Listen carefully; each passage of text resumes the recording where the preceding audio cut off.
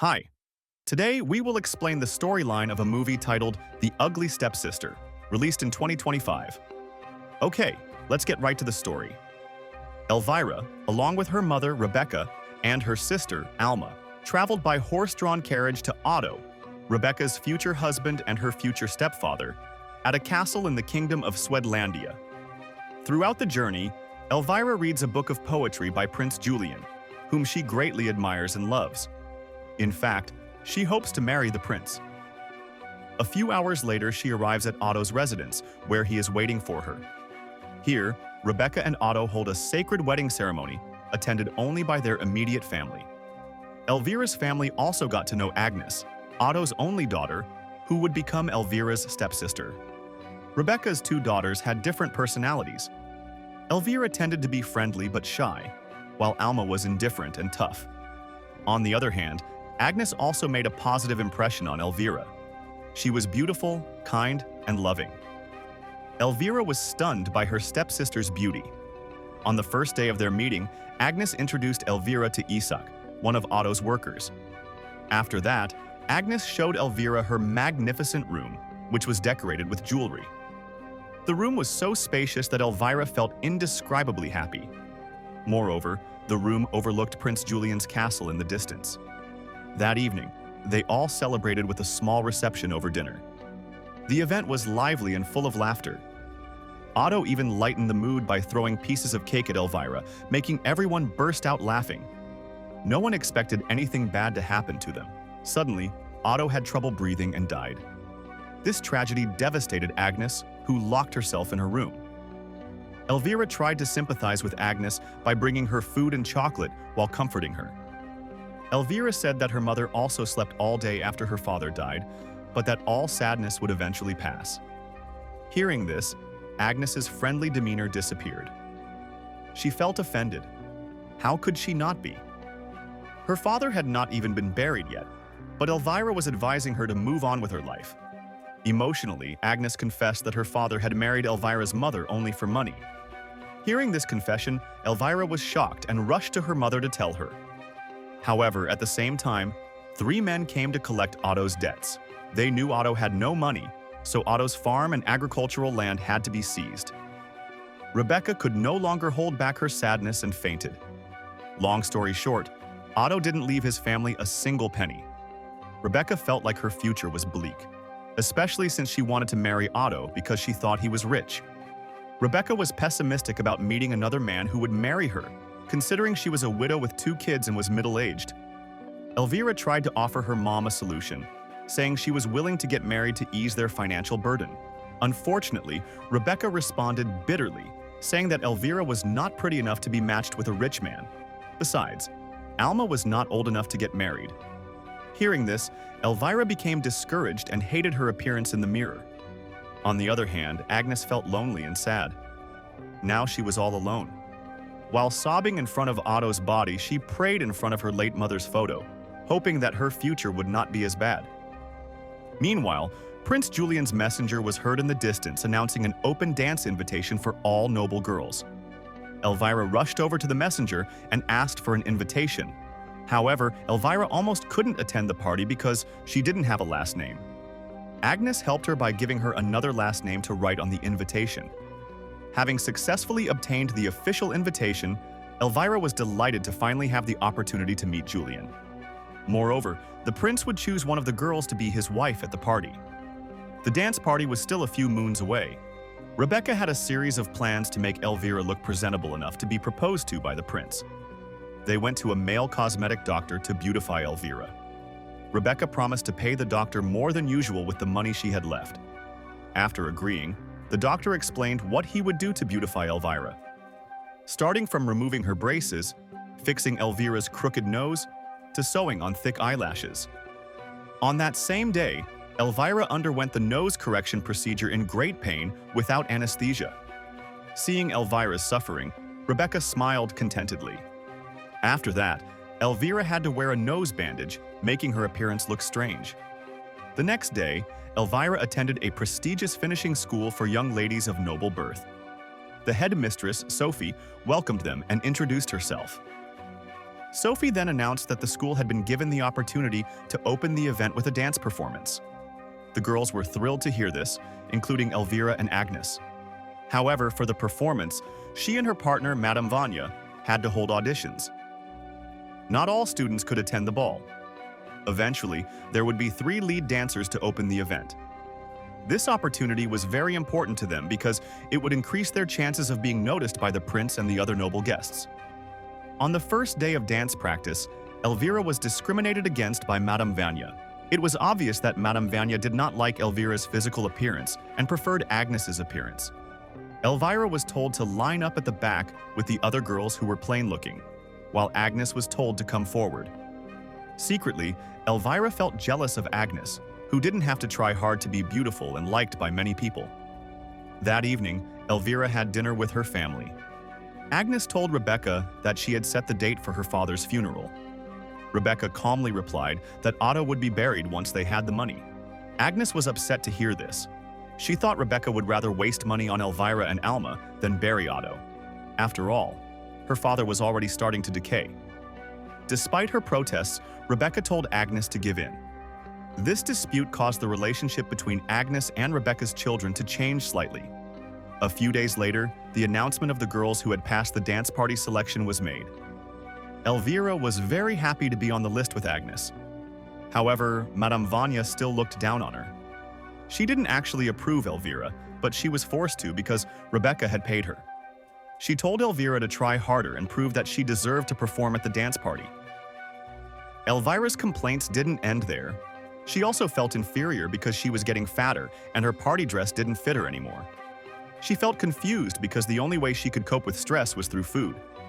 No one knew that she often hid food in secret places. Finally, Elvira told Sophie at school that she was desperate. Sophie felt sorry for her and motivated her. Sophie knew Elvira was a brave girl. She just needed to change her appearance.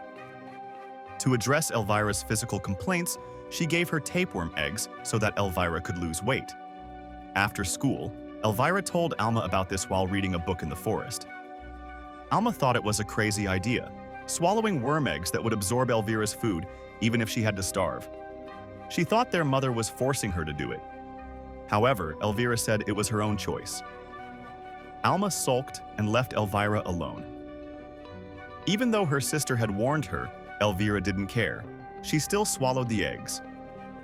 Soon after, Elvira heard the voices of several young men. It turned out to be Prince Julian and his friends who wanted to practice archery. Secretly, Elvira peeked at Prince Julian from a distance while admiring his good looks.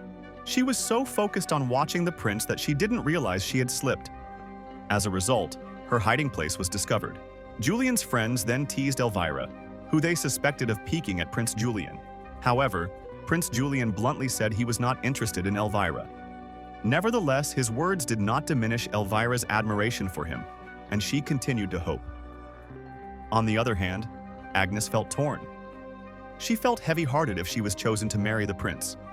This was because she was secretly involved with Isak, the young man who took care of her horse. Accidentally, that night Elvira saw them sleeping together when she had just returned from a walk. Elvira reported this to Rebekka. As a result, the next morning, Rebekka was furious and forced Agnes to start working as a servant in the house. Meanwhile, Isak was also rudely expelled. This incident left Elvira with mixed feelings. On the one hand, she felt guilty, but on the other hand, she felt satisfied seeing Agnes suffer. 3 months had passed without her noticing. As she had wished, Elvira was now thinner and her nose had healed. However, she still had another cosmetic surgery to undergo. Elvira had her eyelashes thickened through a procedure that was just as painful as her nose job. What's more, this time the bandages covered her entire head, making it difficult for her to see. After the surgery that night, Elvira felt extremely hungry. Feeling her way around, she crept into the kitchen to look for food. Agnes, who caught her, gave her a piece of bread and lots of cookies, surprising herself with Elvira's appetite. On the other hand, Alma experienced her first period. She felt scared, but didn't tell anyone. With Rebekka's change in behavior towards Agnes, Agnes's fate in dance class also changed. Initially, Agnes was going to be included as the lead dancer. However, because Agnes was no longer attending dance class, Madame Vanya was forced to find a replacement. Several girls were not suitable to replace Agnes.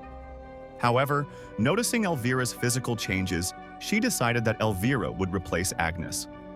Day by day, the tapeworm growing in Elvira's stomach began to affect her body. Not only did she feel hungry quickly and suffer from stomach aches, but Elvira's health also declined. One night, after dinner, Elvira experienced severe hair loss, leaving several bald spots on her head. She also looked sick. While she was fast asleep, Rebekka suddenly woke her up. It turned out that Rebekka had made a beautiful dance dress for Elvira. Despite not having much money, Rebekka was willing to pay for the dress in another way. Rebekka then called Agnes to help Elvira. Elvira happily tried on her new dress. The tailor, who made Elvira's dress, looked like a womanizer. He tried to flirt with Agnes, but Agnes firmly rejected him until Rebekka told him to leave. After putting on her new dress, they were amazed at how well it fit Elvira's body. However, they were surprised to find Elvira's hair falling out, but they didn't consider it a big deal. The tailor simply gave Elvira a wig. With all her preparations complete, Elvira was confident that her dream was getting closer to becoming a reality. In contrast to Elvira's happiness, Agnes felt miserable. She was treated like Cinderella by her stepmother. Not only was she forced to be a servant, she was also not given a party dress. However, Agnes insisted on coming wearing the only party dress she had. With the remaining malice, Elvira caught Agnes preparing her party dress and tore it. Rebekka, who saw the fight, immediately separated them. She reminded Elvira that Agnes was no longer her rival. Rebekka then gave Elvira a sleeping pill so she could rest peacefully. With deep sadness, Agnes slept that night on top of her father's rotting corpse. She was awakened by her mother's spirit, who told her that the silkworms from Otto's corpse would weave a dress for her. Agnes need not worry. Agnes's mother also gave her a pair of dancing shoes to match the dress. Before leaving, she said that no one would recognize her at the ball. A pumpkin carriage would take Agnes there. However, Agnes had to return at midnight before the carriage turned back into a pumpkin. Finally, the long-awaited dance party arrived. The invited guests arrived one by one, wearing beautiful dresses and stunning makeup. Elvira felt like she was in a dream and was mesmerized by the prince's palace. Soon, the girls who were present were introduced one by one with their mothers. Elvira did not deny that she felt both nervous and excited. Following Rebekka's instructions, she tried her best to charm the prince with her beauty. Moreover, that night she would also be the leader in a dance performance with her friends. On the other hand, Elvira tried hard to suppress her hunger. After the introduction, Elvira prepared to dance.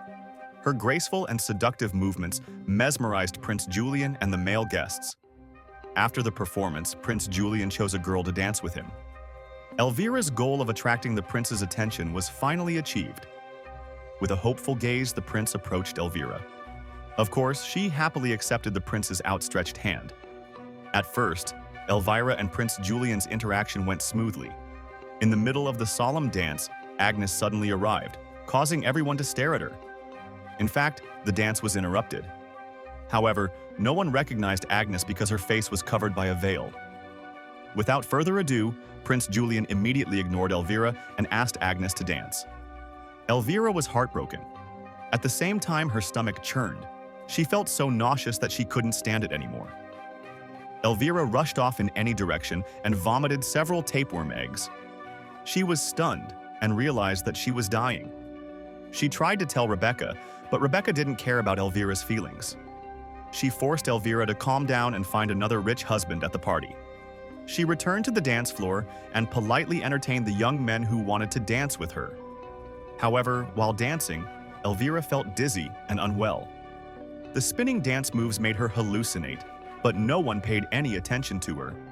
She almost fainted when the dance finally ended. Accidentally, Agnes's veil slipped off. Elvira immediately recognized her and felt her burning hatred return. Panicked, Agnes ran away from Elvira, accidentally losing one of her shoes in the process. Before they could get to know each other better, Prince Julian felt confused about being left behind, even though he had already decided that she would be his life partner. Prince Julian then announced a contest. Whoever owned the shoe, he would search for her and marry her. Knowing the identity of the mysterious girl, Elvira hurried home to retrieve Agnes's shoe. Coincidentally, Agnes was in the kitchen feeding her pet rat. Shouting threats, Elvira did not hesitate to kill Agnes. However, Agnes continued to fight back until they were wrestling.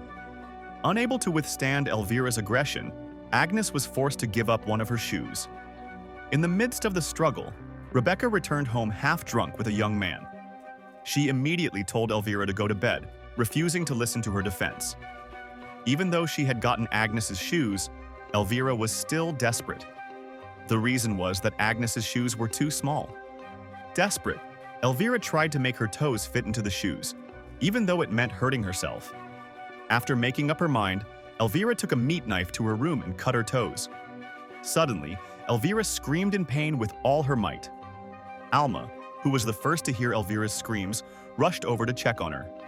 She was shocked to see her sister's madness, but patiently bandaged Elvira's wounds. Knowing her attempt had failed, she begged Alma to finish it. Rebekka followed and tried to calm Elvira with sleeping pills. Instead of feeling panicked or sorry, Rebekka actually supported Elvira's actions. She said Elvira had chosen the wrong foot.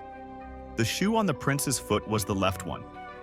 Alma tried to stop her mother from doing something crazy, but Rebekka was more fierce and told Alma to leave.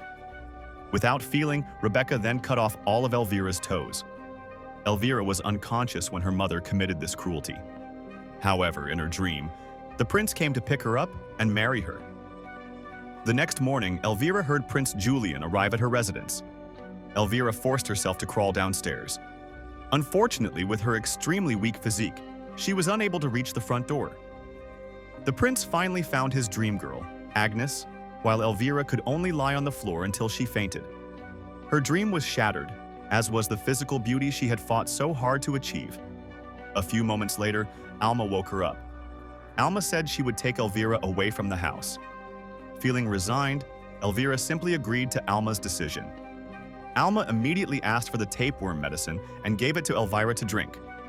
Soon after, the medicine took effect.